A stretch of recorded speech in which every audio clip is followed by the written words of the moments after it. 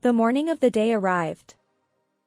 Soon after my husband Joseph left for a business trip, which was actually a cheating trip, I received a phone call. Please take care of my parents while I'm away. I think they will come to visit our home. They said they would join you soon. Huh? Well, good luck with your work. Wait, what are you talking about? Just as I was about to hang up the phone, I heard a loud and angry voice from the other end of the line. It seemed like my father-in-law was yelling at Joseph about something. My mother-in-law was also there, crying and scolding Joseph. What are you doing? Who is that woman? Ha! Why are you guys here? You have Alicia and Rebecca with you, and yet you're doing this? I don't understand. I'm on a business trip. Where do you see someone on a business trip holding hands with a woman? You idiot! My name is Alicia. I am 29 years old and live with my 30-year-old husband Joseph and our 2-year-old daughter Rebecca. 2 years ago, when I was just starting my career, I found out I was pregnant and married Joseph. I took a temporary leave from work after giving birth, but returned to work soon after. I love my job, and I never considered quitting, no matter how hard it got. Joseph was supportive of me and agreed that I should continue working. Rebecca is taken care of at a daycare during the day, and my in-laws mostly take care of her afterwards. They are very helpful and seem to enjoy taking care of Rebecca. However, my in-laws always ask me if I am not thinking of quitting my job. I think they're probably worried about my health, but I feel guilty every time I ask them to take care of Rebecca. Alicia, isn't it hard to balance work and family? No, I enjoy doing it. In the past, women were expected to stay at home after marriage. Nowadays, there are more working moms. I'm one of them. I love my job and I don't want to quit for the sake of my future finances. Joseph works for a trading company and earns a salary that is above average, so we're not struggling financially. However, I don't want to quit my job for my own sake. My in-laws sometimes say things like this to me. Alicia, don't you want to feel closer to Rebecca's growth? I'm always grateful to you. But I still want to work. Can't you get by with Joseph's salary? Are you having financial problems? That's not the case. We have enough money, but it's also about my career. I'm fine with it, but Rebecca is growing every day. I feel the same way. Thank you very much. My relationship with my in-laws is generally good. They love their granddaughter, but they also love me more than anyone else. However, they always tell me that I should quit my job for some reason. They're not being sarcastic or mean, but they seem to be saying it from the bottom of their hearts. When my in-laws were raising their children, there was a fixed concept that mothers were housewives. Nowadays, there are more working mothers than housewives. Joseph never complained about me working. He knew that my in-laws were taking care of Rebecca, but he didn't have any objections. It's more convenient for my in-laws to take care of Rebecca than for him to do it himself. Joseph seems to think that Rebecca is cute, but he's not so much of a doting father that he takes care of her himself. For example, when we were newlyweds or when Rebecca was born, he would come home from work almost on time. However, recently he has been working overtime and going on business trips more often. I know that working styles change as his career changes, but I feel like Joseph has been doing it a lot more in the past few months. There is one more thing I'm worried about. It's about money. While we're both working, we keep our wallets separate and put a fixed amount of living expenses into each of our homes, so I don't know how much Joseph's income has actually increased. Still, I believe that he must be saving that much for the future, as I think he's working this hard. Should we unify our accounts soon? I've been thinking about that too. I don't work overtime or go on business trips because I have Rebecca and housework to take care of. I really like the company that allows me to work like this. I was able to do the work I wanted to do at my own pace without overdoing it. Mom, I want to see an elephant. An elephant? Okay, let's go to the zoo this Sunday. Yay! Are there giraffes too? Yes, there are. There are also monkeys and lions. I'm looking forward to it. Mom, promise me. Will Dad come too? I'll ask him.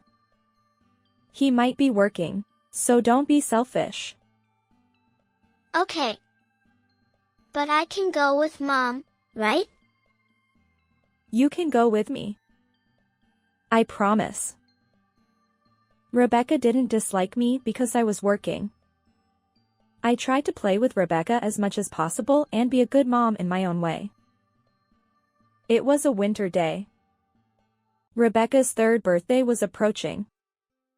Rebecca understood her birthday and presents well, and she asked me for a birthday present. Mom, I want a dollhouse for my birthday. A dollhouse? Isn't it a little early for you, Rebecca? No, it's not. Nancy and Stella have one. Really? Then I'll think about which one to get. Yay! I love you, Mom. I sometimes think that I'm a little too indulgent with Rebecca because I'm always working, but I think it's also a form of communication. I don't want Rebecca to feel lonely. I made my own judgments and sometimes bought things that Rebecca wanted while consulting with Joseph. On the day of her birthday, I went to the cake shop to pick up a cake with a character that I had reserved a few days ago, and prepared a slightly luxurious dollhouse that I had bought as a surprise. Then, before leaving in the morning, I reminded Joseph that today was Rebecca's birthday, so he should come home as soon as possible.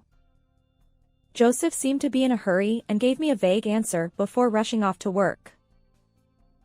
I was worried, but I never thought he would go to a drinking party on his daughter's birthday. I got ready and left Rebecca at my in-laws' house before going to work. I finished work on time that day and went to pick up Rebecca from my in-laws' house. After returning home holding hands with Rebecca, I prepared her favorite dinner that I had prepared the day before while she watched TV, and hid the character cake in the refrigerator. All that was left was to look forward to Rebecca's smile when she received her present. Rebecca and I were ready and waiting for Joseph's return. However, Joseph did not come home no matter how long we waited. I told him I wanted him to come home early today, but since tomorrow was a weekday, I fed Rebecca dinner and put her to bed first. It was Rebecca's birthday, but it was inconvenient for her to wait for her dad and fall asleep. I was waiting for Joseph, but the date was about to change. I kept sending messages to his smartphone, but he didn't reply. Just as I was about to eat and go to bed, the front door opened with a clatter. I'm home. Welcome back. You're late. Did something happen? I had to work overtime. Where's Rebecca? She's already asleep. I told you to come home early today. It can't be helped. It's work. I wanted to come home early too. I'm about to eat. What about you? Sorry, I already ate. I don't need anything. Joseph took off his coat and handed it to me. I couldn't suppress my irritation, but I managed to swallow it and ate the dinner I had made myself. I had been patient even when feeding Rebecca, but if he was going to come home this late, he could have at least contacted me. I was not satisfied with many things, but I didn't want to fight at this hour, so I gave in. In contrast, Joseph didn't seem to feel guilty at all. I couldn't help but look through Joseph's wallet in the breast pocket of the coat he handed me while he was taking a bath. And I found it. There was a receipt for a high-end French restaurant meal with today's date in Joseph's wallet. I was shocked, as if I had been hit in the head with a blunt object. While holding my head in confusion, I suddenly remembered that I had received a credit card statement addressed to Joseph. When I checked it, I didn't know what he had bought, but the names of high-end metal shops and brand stores were listed. He's cheating. I immediately realized it with a woman's intuition, but I didn't know what to do next. Even if I confront him directly, he will probably cover it up and it will be over. I'm powerless on my own. I watched Joseph get out of the bath and enter the bedroom, and then I thought about it alone in the living room. I came to the conclusion that it was important to firmly recognize this speculation as a fact. I decided to break into the savings I had been saving for the future and hire a private investigator. I thought it was best to leave it to the professionals. The results came out in a week, and it turned out that Joseph was cheating with a female colleague at work. I also found out that he had bought bags and precious metals for her. I was so frustrated, sad, and empty when I found out that he had gone to a fancy dinner with another woman on our daughter's birthday. But I have to be strong for Rebecca. I decided to fight back against Joseph. As a first step, I reported it to my in-laws. Of course, they didn't believe me right away, but they seemed to understand that he had been coming home late recently, going on business trips frequently, and had receipts for credit cards and high-end French restaurants. My in-laws apologized to me because they take care of Rebecca, and I work hard on housework, childcare, and work, and they can't forgive their son. But I don't want an apology from my in-laws. The moment I found out about the affair, I was already thinking about divorce. This won't change no matter how much he apologizes. But that doesn't mean I have the option of not receiving an apology. He must apologize to me directly. I acted as if nothing had happened to Joseph, waited patiently, and waited for the opportunity to strike back. And the opportunity one had been waiting for finally came. Joseph said he was going on a business trip during the consecutive holidays. I understand that I'm working too. But there's no way a trading company would go on a business trip during the consecutive holidays when the world is off. Joseph must be excited. He didn't even seem to realize that I knew about it. I asked Joseph just in case. Can't you go out with Rebecca during the consecutive holidays? It can't be helped. I'm on a business trip. Why are you on a business trip at a time like this? I want to know too. If you're suspicious, contact the company and ask. Joseph probably knew that I wouldn't do such a thing. Joseph is always saying that it can't be helped because it's work. This is probably another cheating trip. I bit my lip and switched my feelings to the opportunity to strike back this time. I secretly asked Joseph for the exact date of his business trip and reported it to my in-laws. Here's the plan. My in-laws will wait for Joseph at the station where he said he was going on a business trip. They will pretend to run into Joseph and his mistress and scold them. And the morning of the day arrived. As soon as Joseph left on a business trip, I received a call. Please take care of my parents while I'm away. I think they'll come to visit our home soon. I heard that you and your parents will meet soon. What are you talking about? Well, good luck with your work. Wait, what are you talking about? At that moment, I tried to hang up the phone, but I heard a terrible scream from the other end of the phone. It seems that my father-in-law is shouting something at Joseph. My mother-in-law also seemed to be scolding Joseph while crying. What are you doing? Who is that woman? What? Why are you here, Dad and Mom? You're doing this while you have Alicia and Rebecca. I don't understand. I'm on a business trip. Where's the guy who holds hands with a woman on a business trip? You idiot! The plan worked well, and Joseph was caught in the act of cheating by my in-laws. The phone was disconnected, so I heard the story from my in-laws, but Joseph and the woman who came out of the station in a lovey-dovey atmosphere were holding hands and seemed to be in a dating mood. Joseph and his mistress were surprised when my in-laws interrupted them. The woman said she was going to the restroom and never came back. Joseph was scolded by my in-laws, and his lies were exposed. He was taken back home. My parents, who live far away, happened to come to see their granddaughter during the long holiday. I asked my parents to take care of Rebecca, and the four of us, my in-laws, Joseph, and I, talked about the affair. So, what happened to the business trip? Well, I, happened to run into my parents at the destination. Ha ha ha. Don't lie. Is that work? Apologize to Alicia. You're such an embarrassing son.